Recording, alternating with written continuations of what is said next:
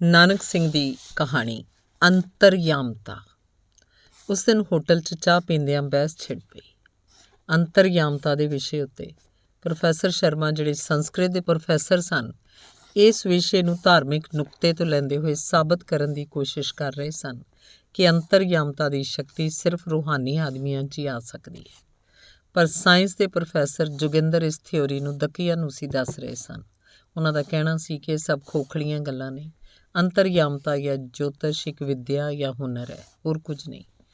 ਇੱਕ ਹਰੜ ਪੋਪੋ ਹਿਪਨੋਟਾਈਜ਼ਰ ਜਾਂ ਮੈਸਮਰਾਈਜ਼ਰ ਵੀ ਤਾਂ ਤੁਹਾਡੇ ਦਿਲ ਦੀਆਂ ਗੱਲਾਂ ਜਾਣ ਸਕਦਾ ਹੈ ਕਿ ਉਹ ਲੋਕ ਰੂਹਾਨੀਅਤ ਬਾਰੇ ਕੁਝ ਵੀ ਗਿਆਨ ਰੱਖਦੇ ਨੇ। ਬਹਿਸ ਬੜੀ ਖੁਸ਼ਕ ਸੀ, ਜਿਹਨੇ ਚਾਹ ਦਾ ਸਵਾਦ ਕਾਫੀ ਹੱਦ ਤੱਕ ਕਿਰਕਰਾ ਕਰ ਦਿੱਤਾ। ਪਰ ਅਚਾਨਕ ਹੀ ਇਸ 'ਚ ਰਸ ਭਰਨਾ ਸ਼ੁਰੂ ਹੋ ਗਿਆ ਜਦੋਂ ਇਸ ਸਿਲਸਿਲੇ 'ਚ ਆਰਟਸ ਦੇ ਪ੍ਰੋਫੈਸਰ ਮਿਸਟਰ ਜੁਗਲ ਕਿਸ਼ੋਰ ਨੇ ਹਿੱਸਾ ਲੈਣਾ ਸ਼ੁਰੂ ਕੀਤਾ। ਉਹਨਾਂ ਨੇ ਇਸ ਬਹਿਸ ਨੂੰ ਇੱਕ ਅਜਿਹੇ ਪਹਿਲੂ ਤੋਂ ਲਿਆ ਕੇ ਸਭਨਾਂ ਦਾ ਧਿਆਨ ਬਹਿਸ ਵੱਲੋਂ ਹਟ ਕੇ ਉਹਦੀ ਆਪ ਬੀਤੀ ਵੱਲ ਚਲਾ ਗਿਆ।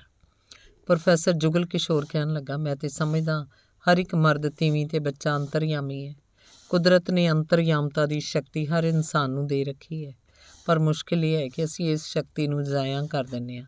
ਅੱਖਾਂ, ਕੰਨਾਂ, ਜ਼ਬਾਨ ਥਾਣੀ।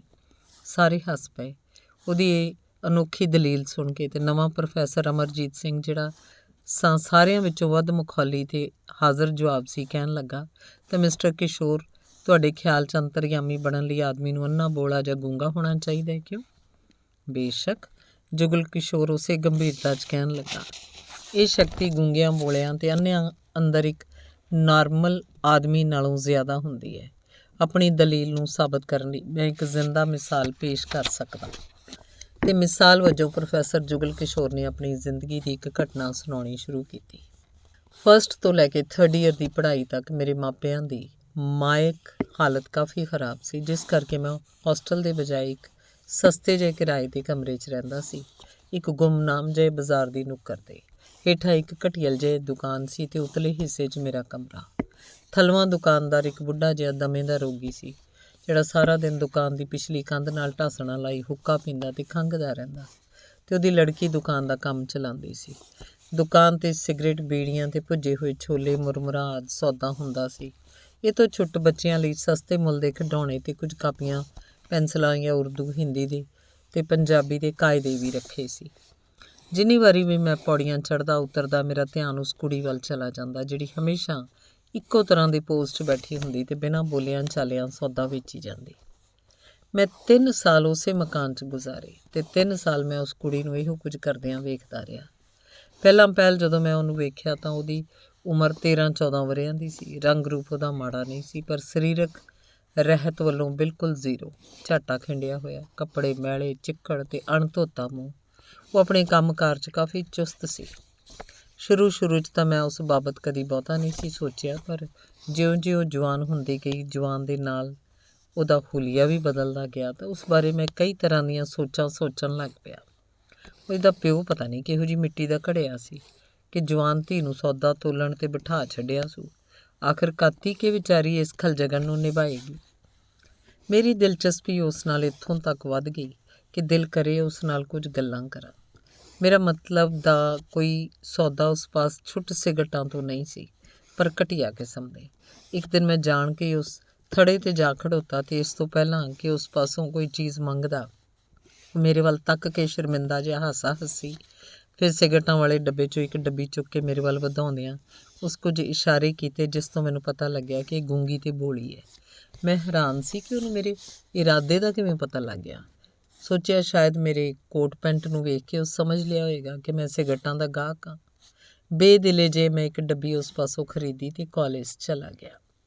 ਦੂਜੇ ਦਿਨ ਜਦ ਮੈਂ ਉੱਧਰੋਂ ਲੰਘਿਆ ਤਾਂ ਮੇਰੀ ਨਜ਼ਰ ਫਿਰ ਉਸ ਕੁੜੀ 'ਤੇ ਜਾ ਪਈ, ਨਾਲੇ ਉਹਦੇ ਸੌਦੇ ਉੱਤੇ। ਮੈਂ ਵੇਖਿਆ ਅੱਜ 2-3 ਕਿਸਮ ਦੇ ਵਧੀਆ ਸਿਗਰਟਾਂ ਦੀਆਂ ਡੱਬੀਆਂ ਉਹਦੀ ਟੋਕਰੀ 'ਚ ਮੌਜੂਦ ਸਨ। ਮੇਰੇ ਵੱਲ ਤੱਕ ਕੇ ਉਹ ਮਿੱਠੇ ਜਿਹੇ ਰੌਣ 'ਚ ਮੁਸਕਰਾਈ ਤੇ ਫਿਰ ਉਹਨੇ ਮੇਰਾ ਧਿਆਨ ਉਹਨਾਂ ਡੱਬੀਆਂ ਵੱਲ ਦਬਾਇਆ, ਜਿਵੇਂ ਮੈਨੂੰ ਕਹਿ ਰਹੀ ਹੋਵੇ, ਤੈਨੂੰ ਇਸੇ ਕਿਸਮ ਦੇ ਸਿਗਰਟ ਚਾਹੀਦੇ ਨੇ ਨਾ, ਮੈਂ ਤੇਰੇ ਲਈ ਲਿਆ ਰੱਖੇ ਨੇ। ਇਹ ਸੀ ਉਹ ਗੂੰਗੀ ਬੋਲੀ ਕੁੜੀ ਦੀ ਪਹਿਲੀ ਤੋਂ ਬਾਅਦ ਦੂਜੀ ਅੰਤਰਯਾਮਤਾ, ਜਿਸ ਮੈਨੂੰ ਹੈਰਾਨ ਕਰ ਦਿੱਤਾ। ਮੈਂ ਉਹਦਾ ਗਾਹਕ ਬਣ ਗਿਆ। ਰੋਜ਼ ਉਹਨੂੰ ਕੁਝ ਪੈਸੇ ਵਟਾ ਕੇ ਹੀ ਕਾਲਜ ਜਾਂਦਾ, ਤੇ ਉਹ ਵੀ ਜਿਵੇਂ ਮੇਰੇ ਪੈਸਿਆਂ ਦੀ ਉਡੀਕ ਵਿੱਚ ਹੀ ਹੁੰਦੀ ਸੀ। ਮੇਰੇ ਪੌੜੀਆਂ ਉਤਰਨ ਦੀ ਢਿੱਲ ਹੁੰਦੀ ਕਿ ਝੱਟ ਉਹ ਟੋਕਰੀ 'ਚੋਂ ਡੱਬੀ ਕੱਢ ਕੇ ਇੱਕ ਮਨੋਹਰ ਜਿਹੀ ਮੁਸਕਰਾਹਟ ਮੈਨੂੰ ਦੇ ਦਿੰਦੀ। ਹੌਲੀ ਹੌਲੀ ਉਹਦੀ ਮੇਰੀ ਜਾਣ ਪਛਾਣ ਮਿੱਤਰਤਾ 'ਚ ਵੱਟਦੀ ਗਈ। ਪਹਿਲਾਂ ਮੈਂ ਵੇਖ ਕੇ ਬੜਾ ਹੈਰਾਨ ਹੁੰਦਾ ਸਾਂ ਕਿ ਉਹ ਕਿਸ ਤਰ੍ਹਾਂ ਘੰਟਿਆਂ ਬੱਧੀ ਆਪਣੇ ਪਿਓ ਨਾਲ ਇਸ਼ਾਰਿਆਂ ਥਾਣੀ ਗੱਲਾਂ ਕਰਦੀ ਰਹਿੰਦੀ ਸੀ। ਕਿਵੇਂ ਇੱਕ ਦੂਜੇ ਦਾ ਮਤਲਬ ਸਮਝ ਲੈਂਦੇ ਹੋਣਗੇ। ਪਰ ਥੋੜ੍ਹੇ ਚਿਰ 'ਚ ਵਿੱਦਿਆ ਉਸ ਮੈਨੂੰ ਵੀ ਘੋਲ ਕੇ ਪਿਲਾ ਦਿੱਤੀ। ਤੂੰ ਉੱਪਰ ਰਹਿੰਦਾ ਹੈ, ਕਿੰਨਾ ਕਿਰਾਇਆ ਦਿੰਦਾ ਹੈ, ਮਾਂ ਪਿਓ ਕਿੱਥੇ ਰਹਿੰਦੇ ਨੇ, ਕਿੰਨੇ ਭੈਣ ਭਰਾ ਹੋ, ਇਹੋ ਜਿਹੇ ਕਈ ਸਵਾਲ ਉਹ ਮੇਰੇ 'ਤੇ ਕਰਦੀ ਅਤੇ ਮੈਂ ਫਟਾਫਟ ਉੱਦਾਂ ਹੀ ਇਸ਼ਾਰਿਆਂ ਨਾਲ ਜਵਾਬ ਦੇਈ ਜਾਂਦਾ। ਕੁਝ ਚਿਰ ਬਾਅਦ ਇੱਕ ਦਿਨ ਮੈਂ ਇੱਕ ਹੋਰ ਉਹਦੀ ਅੰਤਰਯਾਮਤਾ ਵੇਖੀ। ਕਾਲਜੋਂ ਆ ਕੇ ਮੈਂ ਇੱਕ ਸਸਤੇ ਜਿਹੇ ਹੋਟਲ 'ਚ ਰੋਟੀ ਖਾਣ ਜਾਇਆ ਕਰਦਾ ਸੀ। ਉਸ ਦਿਨ ਕੁਝ ਜ਼ਿਆਦਾ ਦੇਰ ਹੋ ਜਾਣ ਕਰਕੇ ਮੈਨੂੰ ਸਖਤ ਭੁੱਖ ਲੱਗੀ ਸੀ। ਮਕਾਨ ਅੱਗੇ ਜਾ ਕੇ ਜਦ ਮੈਂ ਬਾਈਸਾਈਕਲ ਤੋਂ ਉਤਰਿਆ ਤਾਂ ਸੁਲੇਖਾ ਨੂੰ ਮੈਂ ਦੁਕਾਨ ਦੇ ਪਿਛਲੇ ਹਿੱਸੇ 'ਚ ਮਕਈ ਦੀਆਂ ਰੋਟੀਆਂ ਪਕਾਉਂਦਿਆਂ ਵੇਖਿਆ। ਨਾਲ ਹੀ ਮੈਨੂੰ ਸਰੋਂ ਦੇ ਸਾਗ ਦੀ ਖੁਸ਼ਬੂ ਆਈ। ਨਾਲ ਹੀ ਆਪਣਾ ਪਿੰਡ ਯਾਦ ਆ ਗਿਆ। ਮੇਰੀ ਮਾਂ ਕਦੀ ਇੱਦਾਂ ਹੀ ਸਿਆਲ ਦੇ ਦਿਨ ਮਕਈ ਦੇ ਢੋਡੇ ਪਕਾ ਕੇ ਸਾਗ ਦੇ ਨਾਲ ਖਵਾਇਆ ਕਰਦੀ ਸੀ। ਉੱਪਰ ਜਾ ਕੇ ਮੈਂ ਕਿਤਾਬਾਂ ਰੱਖੀਆਂ, ਕੱਪੜੇ ਬਦਲੇ ਅਤੇ ਫਿਰ ਘਿਓ ਵਾਲੇ ਡੱਬੇ 'ਚੋਂ ਕੌਲੀ 'ਚ ਘਿਓ ਪਾ ਕੇ ਹੋਟਲ 'ਚ ਜਾਣ ਲਈ ਤਿਆਰ ਹੀ ਹੋਇਆ ਸੀ ਕਿ ਬੂਹੇ 'ਚ ਮੈਂ ਸੁਲੇਖਾ ਨੂੰ ਵੇਖਿਆ। ਥਾਲੀ 'ਚ 2 ਮਕਈ ਦੀਆਂ ਰੋਟੀਆਂ ਖੂਬ ਚੁੰਘੇ ਕੱਢ ਕੇ ਚੋਪੜੀਆਂ ਹੋਈਆਂ ਅਤੇ ਕੌਲ ਵਿੱਚ ਸਾਗ ਜਿਹਦੇ ਉੱਪਰ ਵਾਰ ਗਰਮ ਕੀਤਾ ਘਿਓ ਤਰ ਰਿਹਾ ਸੀ। ਆਪਣੀ ਉਸੇ ਸੁਭਾਵਕ ਮੁਸਕਰਾਹਟ ਨਾਲ ਮੇਰੇ ਵੱਲ ਤੱਕਦਿਆਂ ਸੁਲੇਖਾ ਨੇ ਥਾਲੀ ਮੇਰੇ ਵੱਲ ਵਧਾਈ। ਇੱਥੇ ਪਹੁੰਚ ਕੇ ਜੁਗਲ ਕਿਸ਼ੋਰ ਜ਼ਰਾ ਕੁ ਰੁਕਿਆ। ਅਸੀਂ ਸਾਰੇ ਉਹਦੇ ਇਸ ਰੋਮਾਂਸ ਨੂੰ ਡੂੰਘੀ ਦਿਲਚਸਪੀ ਨਾਲ ਸੁਣ ਰਹੇ ਸੀ। ਉਹਦੇ ਚਿਹਰੇ 'ਤੇ ਇੱਕ ਡੂੰਘਾ ਵਿਖਾਦ ਛਾ ਗਿਆ। ਠੰਡਾ ਸਾਹ ਭਰ ਕੇ ਉਸ ਫਿਰ ਦੱਸਣਾ ਸ਼ੁਰੂ ਕੀਤਾ। ਰੋਟੀ ਮੈਂ ਲੈ ਲਈ। ਖਾਂਦਿਆਂ ਖਾਂਦਿਆਂ ਮੈਂ ਉਸੇ ਸੰਕੇਤਕ ਭਾਸ਼ਾ 'ਚ ਉਹ ਤੋਂ ਪੁੱਛਿਆ, ਤੂੰ ਇੰਨੀ ਖੇਚਲ ਕਿਉਂ ਕੀਤੀ? ਜਵਾਬ 'ਚ ਉਸ ਕਿਹਾ ਵੀ ਤੇਰਾ ਜੋ ਦਿਲ ਕਰਦਾ ਸੀ ਮੱਕੀ ਦੀ ਰੋਟੀ ਖਾਣ ਨੂੰ, ਸੱਚ ਦੱਸ ਨਹੀਂ ਸਹੀ ਕਰਦਾ? ਮੈਂ ਕੀਕਣ ਮੁੱਕਰ ਸਕਦਾ ਸੀ। ਮੈਂ ਪੁੱਛਿਆ, ਪਰ ਤੈਨੂੰ ਪਤਾ ਕੀਕਣ ਲੱਗ ਗਿਆ? ਉਹ ਬੋਲੀ, ਤੇਰੇ ਚਿਹਰੇ ਤੋਂ ਹੋਰ ਕੀਕਣ। ਫਿਰ ਸੁਲੇਖਾ ਨੇ ਮੇਰੀ ਉਹ ਘਿਓ ਵਾਲੀ ਕੌਲੀ ਸੂੰਘੀ, ਨੱਕ ਚੜ੍ਹਾਉਂਦੀ ਬੋਲੀ, ਇਹਦੇ ਇਸ਼ਾਰੇ ਹੁਣ ਮੈਨੂੰ ਬੋਲੀ ਜਾਪਣ ਲੱਗ ਪਏ। ਇਹ ਘਿਓ ਦੇ ਕਿਸੇ ਕੰਮ ਦਾ ਨਹੀਂ। ਜਦੋਂ ਤੈਨੂੰ ਲੋੜ ਹੋਵੇ ਮੈਨੂੰ ਦੱਸੀ, ਮੇਰਾ ਪਿਓ ਤੈਨੂੰ ਖਾਲਸ ਘਿਓ ਲਿਆ ਦਿਆ ਕਰੇਗਾ। ਕੁਝ ਚਿਰ ਬਾਅਦ ਸੁਲੇਖਾ ਅਤੇ ਉਹਦੇ ਪਿਓ ਨਾਲ ਮੇਰੀ ਕਾਫੀ ਤੋਂ ਜ਼ਿਆਦਾ ਹੀਲ ਮੇਲ ਵੱਧ ਗਿਆ। ਉਹਦਾ ਪਿਓ ਮੇਰੀ ਬੜੀ ਇੱਜ਼ਤ ਕਰਦਾ ਸੀ। ਉਹਨੇ ਮੈਨੂੰ ਘਰ-ਬਾਰ ਦੇ ਕਈ ਹਾਲਾਤ ਦੱਸੇ ਅਤੇ ਇਹ ਵੀ ਦੱਸਿਆ ਕਿ ਇਸ ਬੱਚੀ ਤੋਂ ਬਿਨਾਂ ਉਹਦਾ ਦੁਨੀਆ 'ਚ ਕੋਈ ਨਹੀਂ ਹੈ। ਅਤੇ ਇਹ ਵੀ ਕਿ ਦਿਨ ਰਾਤ ਉਹ ਇਸੇ ਚਿੰਤਾ 'ਚ ਘੁਲਦਾ ਰਹਿੰਦਾ ਹੈ ਕਿ ਸੁਲੇਖਾ ਦਾ ਕੀ ਬਣੇਗਾ, ਜਦ ਕਿ ਉਸ ਲਈ ਕੋਈ ਚੰਗਾ ਮੁੰਡਾ ਲੱਭਣਾ ਮੁਸ਼ਕਿਲ ਹੈ ਅਤੇ ਮਾੜੇ ਮੋਟੇ ਨੂੰ ਉਹ ਕਬੂਲਣਾ ਨਹੀਂ ਸੀ ਚਾਹੁੰਦਾ। ਦੂਜਾ, ਹੁਣ ਉਹ ਵਿਚਾਰਾ ਜ਼ਿੰਦਗੀ ਦੇ ਆਖਰੀ ਪੜਾਅ 'ਤੇ ਸੀ। ਦਮੇ ਨੇ ਉਹਦਾ ਸਰੀਰ ਬਿਲਕੁਲ ਖਾਤਮੇ ਦੇ ਨੇੜੇ ਪਹੁੰਚਾ ਦਿੱਤਾ ਸੀ।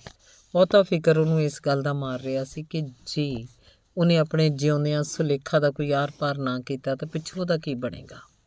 ਜਿਉਂ-ਜਿਉਂ ਸਮਾਂ ਗੁਜ਼ਰਦਾ ਗਿਆ, ਸੁਲੇਖਾ ਅਤੇ ਉਹਦੇ ਪਿਓ ਨਾਲ ਮੇਰੀ ਨੇੜਤਾ ਵੱਧਦੀ ਗਈ। ਸੁਲੇਖਾ ਹੁਣ ਨਿਸ਼ੰਗ ਮੇਰੇ ਕਮਰੇ 'ਚ ਆ ਜਾਂਦੀ ਅਤੇ ਅਸੀਂ ਘੰਟਿਆਂ ਬੱਧੀ ਇਸ਼ਾਰਿਆਂ ਨਾਲ ਗੱਲਾਂ ਕਰਦੇ ਰਹਿੰਦੇ। ਸੁਲੇਖਾ ਦੇ ਪਿਓ ਨੂੰ ਆਪਣੀ ਗੂੰਗੀ ਬੋਲੀ ਲੜਕੀ ਉੱਤੇ ਸ਼ਾਇਦ ਦੇਵੀਆਂ ਜਿੰਨਾ ਭਰੋਸਾ ਸੀ। ਇੱਕ ਹੋਰ ਦਿਨ ਦੀ ਗੱਲ ਹੈ। ਸੁਲੇਖਾ ਇੱਕ ਪਾਗਲਪਣਾ ਕਰ ਬੈਠੀ। ਇੱਕ ਗਾਹਕ ਉਹਦੇ ਦੁਕਾਨ 'ਤੇ ਆਇਆ ਅਤੇ ਬਿਨਾਂ ਕਿਸੇ ਵਜ੍ਹਾ ਤੋਂ ਹੀ ਸੁਲੇਖਾ ਨੇ ਪਾ ਦਾ ਵੱਟਾ ਚੁੱਕ ਕੇ ਉਹਦੇ ਮੱਥੇ 'ਚ ਦੇ ਮਾਰਿਆ। ਗਾਹਕ ਵਿਚਾਰਾ ਲਹੂ ਲੁਹਾਣ ਹੋ ਗਿਆ। ਲੋਕਾਂ ਨੇ ਵਿੱਚ ਪੈ ਕੇ ਗੱਲ ਰਫਾ ਦਫਾ ਕਰਾਈ। ਮਗਰੋਂ ਮੈਂ ਸੁਲੇਖਾ ਨੂੰ ਇਹਦਾ ਸਬੱਬ ਪੁੱਛਿਆ ਤਾਂ ਉਸ ਦੱਸਿਆ ਕਿ ਉਹ ਆਦਮੀ ਬੜਾ ਬਦਮਾਸ਼ ਹੈ। ਉਹਦੀਆਂ ਅੱਖਾਂ 'ਚ ਪਾਪ ਭਰਿਆ ਹੋਇਆ ਸੀ। ਮੈਂ ਨਹੀਂ ਸੀ ਚਾਹੁੰਦੀ ਮੇਰੀ ਦੁਕਾਨ 'ਤੇ ਆਵੇ, ਪਰ ਉਹ ਨਹੀਂ ਸੀ ਟਲਦਾ। ਕਿਸੇ ਨਾ ਕਿਸੇ ਸੌਦੇ ਦੇ ਭੱਜ ਕਈ ਵਾਰੀ ਆ ਜਾਂਦਾ ਸੀ। ਉਸ ਮਕਾਨ 'ਚ ਰਹਿੰਦਿਆਂ ਮੈਨੂੰ 2 ਸਾਲ ਬੀਤ ਕੇ ਤੀਜਾ ਚੜ੍ਹ ਪਿਆ। ਸੁਲੇਖਾ ਹੁਣ ਭਰ ਜਵਾਨ ਹੋ ਗਈ ਸੀ। ਉਹਦੀ ਰਹਿਣੀ ਬਹਿਣੀ 'ਚ ਵੀ ਬੜਾ ਫਰਕ ਆ ਗਿਆ ਸੀ। ਉਹ ਹੁਣ ਖੂਬ ਲਿਸ਼ਕੀ ਪੁਸ਼ਕੀ ਰਹਿੰਦੀ, ਪਰ ਦੁਕਾਨ ਦਾ ਕੰਮ ਉਵੇਂ ਹੀ ਕਰੀ ਜਾ ਰਹੀ ਸੀ। ਇੱਕ ਦਿਨ ਦੀ ਗੱਲ ਹੈ, ਉਹਦਾ ਪਿਓ ਆਪਣੀ ਭਾਰੀ ਲਾਠੀ ਖੜਕਾਉਂਦਾ ਮੇਰੇ ਕਮਰੇ 'ਚ ਆਇਆ। ਕਹਿਣ ਲੱਗਾ, ਬਾਊ ਜੀ, ਮੈਂ ਇੱਕ ਰਾਤ ਲਈ ਭਲਕੇ ਬਾਹਰ ਜਾ ਰਿਹਾ, ਤੁਸੀਂ ਕੁੜੀ ਦਾ ਜ਼ਰਾ ਧਿਆਨ ਰੱਖਣਾ। ਦੂਜੇ ਦਿਨ ਦੁਪਹਿਰੇ ਉਹਦਾ ਪਿਓ ਚਲਾ ਗਿਆ ਅਤੇ ਸੁਲੇਖਾ ਅੱਜ ਵੀ ਖਾਓ ਪੀਓ ਤੋਂ ਵਿਹਲੀ ਹੋ ਕੇ ਸ਼ਾਮੀ ਮੇਰੇ ਕਮਰੇ 'ਚ ਆ ਬੈਠੀ ਅਤੇ ਅਸੀਂ ਇਸ਼ਾਰਿਆਂ ਦੀ ਬੋਲੀ 'ਚ ਕਾਫੀ ਚਿਰ ਤੱਕ ਗੱਲਾਂ ਕਰਦੇ ਰਹੇ।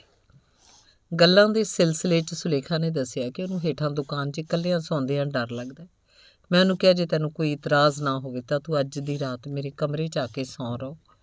ਮੈਨੂੰ ਨਹੀਂ ਸੀ ਉਮੀਦ ਕਿ ਉਹ ਮੇਰਾ ਪ੍ਰਸਤਾਵ ਕਬੂਲੇਗੀ, ਪਰ ਉਹਨੇ ਬਿਨਾਂ ਹੀਲ ਹੁੱਜਤ ਸਗੋਂ ਖੁਸ਼ੀ ਨਾਲ ਮੇਰੇ ਕਮਰੇ 'ਚ ਸੌਣਾ ਮਨਜ਼ੂਰ ਕਰ ਲਿਆ।